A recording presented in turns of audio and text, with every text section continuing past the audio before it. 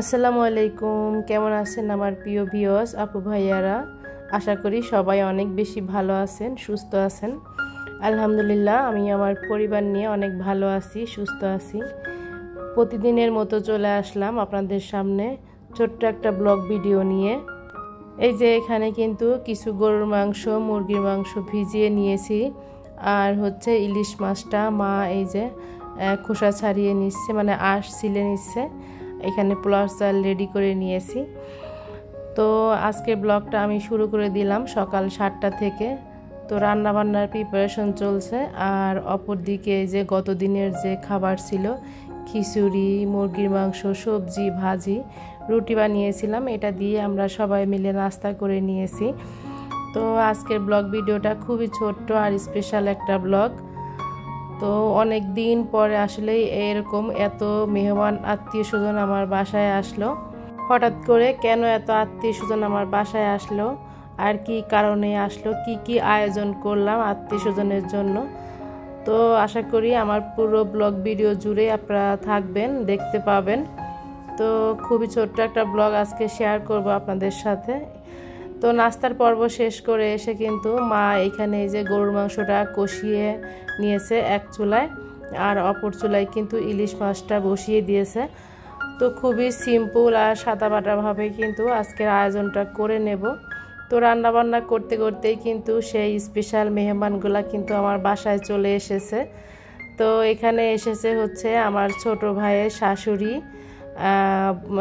মানে ছোট ভাইয়ের বউ, ছোট ভাইয়ের শালা, শালি। তো শালা হচ্ছে বিদেশে যাচ্ছে, মানে জাপান চলে যাচ্ছে স্টুডেন্ট ভিসায়, স্কলারশিপ নিয়ে। আর আজকের এই ব্লগটা আমি গত রবিবার আর সোমবার 2 দিন মিলে আর কি রেডি করেছিলাম। তো বাসায় যেহেতু অনেক বেশি আত্মীয় স্বজন, ঝামেলা, খুব একটা ভিডিও করতে কিন্তু পারিনি। যতটুকু করেছি ততটুকু আপনাদের সঙ্গে শেয়ার করছি। তো এখানে এই যে আমার সুন্দরী সুন্দরী ছোট ভাইয়ের বউগুলা এই যে দাঁড়িয়ে দাঁড়িয়ে সব আছে। আমার মোবাইল দেখে বলছে যে এই তো চলে এসেছে ক্যামেরাম্যান। তো যাই হোক, এখানে যে আন্টি আসার পরে আন্টি কি নিয়ে এসেছে আমাদের জন্য সেটা আপনাদের সঙ্গে শেয়ার করলাম। এখানে আছে 3 রকমের মিষ্টি, হালকা পাতলা কিছু ফল কেটে দিয়েছিলাম, আর গতদিন যে রান্না করেছিলাম সেমাই, সেটা দিয়েই আসার পরে তাদেরকে নাস্তা দিয়েছিলাম। তার পাশাপাশি তো আমার রান্না বান্না আছেই। তো এখানে এই যে মুরগি রান্না করে নিচ্ছিলাম, পটল ভাজি, পোলাও রান্না হয়ে গেছে, গরুর মাংস কিন্তু রান্না হয়ে গেছে। তো সবাই বলছিল যে সাদাবাটাভাবেই রান্নাবান্না যেন আমি করি, খুব একটা যেন ভারী কিছু না করি। তারপরেও রোস্টটা কিন্তু করাই হয় নাই, কারণ রোস্ট খাওয়ার পক্ষবাদী কেউ করছিল না, এই জন্য রোস্টটা আর করতে পারিনি। তো যাই হোক, দুপুরে কিন্তু এই যে খাবার কিন্তু টেবিলে রেডি করে দিয়েছি। তো আমার বাসায় কিন্তু এখন আমার ফ্যামিলির 5 জন, মানে আমরা 5 জন ছাড়া এখানে আসছে হচ্ছে মোট 2 ফ্যামিলি থেকে 12 জন মেহমান।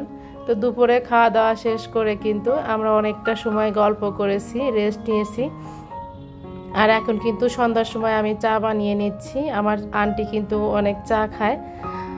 আর আমার ভাই, মানে ছোট ভাই, ছোট ভাইয়ের বউ, শালা, শালি, আমার ছেলেরা মিলে কিন্তু বাহিরে ঘুরতে গেছে। ওরা রাতের খাবার বাহিরে থেকে খেয়ে আসছিল। বারবারই নিষেধ করছিল আন্টি যে ও কালকে যেহেতু ওর ফ্লাইট চলে যাবে, ওর বাহিরের মানে আজে বাজে কোনো কিছু খাওয়ার দরকার নেই। তারপর ওরা বাহির থেকে খাওয়া দাওয়া করে এসেছে রাত্রেবেলা।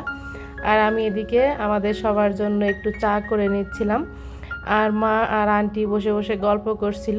তো হালকা পাতলা একটু শ্যুট করেছিলাম, সেটাই আপনাদের সঙ্গে আসলে শেয়ার করছি।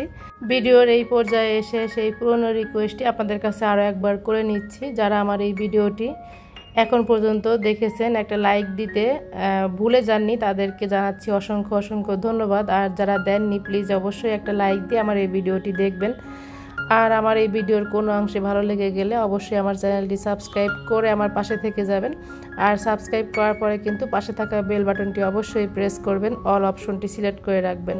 নোটিফিকেশন আকারে কিন্তু চলে যাবে আপনার কাছে, আর আপনি কিন্তু চাইলেই যখন ইচ্ছা তখন আমার এই ভিডিওটি দেখে নিতে পারেন। আর এখন কিন্তু পরের দিন সকালবেলা, তো সকালে উঠে আমি পরোটা বানিয়েছিলাম, গরুর মাংস, মুরগির মাংস গরম করে দিয়েছিলাম নাস্তা করার জন্য। আর সব কিছু কিন্তু রেডি করা হয়েছে, ওর গাড়ির জন্য ওয়েট করা হচ্ছিল। তো এর মধ্যে ওর দুইটা ফ্রেন্ড আসে ছেলেটার সঙ্গে দেখা করার জন্য, আর সবাই কিন্তু মোটামুটি রেডি এয়ারপোর্টে যাবে বলে। তো আমার ছেলেরা সহ আমার আব্বা মানে সবাই এয়ারপোর্টে গিয়েছিল মোটামুটি আর কি, ওরা সবাই গিয়েছিল, আমরা বাসায় 3-4 জন ছিলাম। তো এই তো ওদের গাড়ি কিন্তু চলে এসেছে, এখন এই যে নিচে নেমে যাবে ওরা। তো সবাই দোয়া করবেন আমার আন্টির ছেলেটার জন্য, ও যেন মানুষের মতো মানুষ হয়ে দেশে ফিরতে পারে। আর এই তো সবার কাছ থেকেও বিদায় নিচ্ছিল, সবাই ওকে বিদায় দিচ্ছিল, অনেক কিছু বলে বোঝাচ্ছিল ছেলেটাকে। তো গাড়ি কিন্তু চলে এসেছে অলরেডি, ওর লাগেজ ব্যাগ সব গাড়িতে তোলা হচ্ছে। তো 2টা গাড়ি নিয়েছিল, এয়ারপোর্টে গিয়েছিল ওরা 9 জন।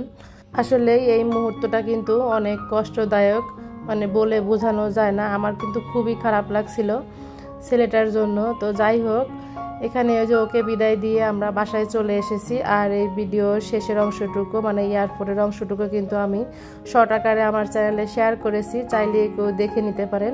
আজকে এখান থেকে বিদায় নিচ্ছি, আল্লাহ হাফেজ।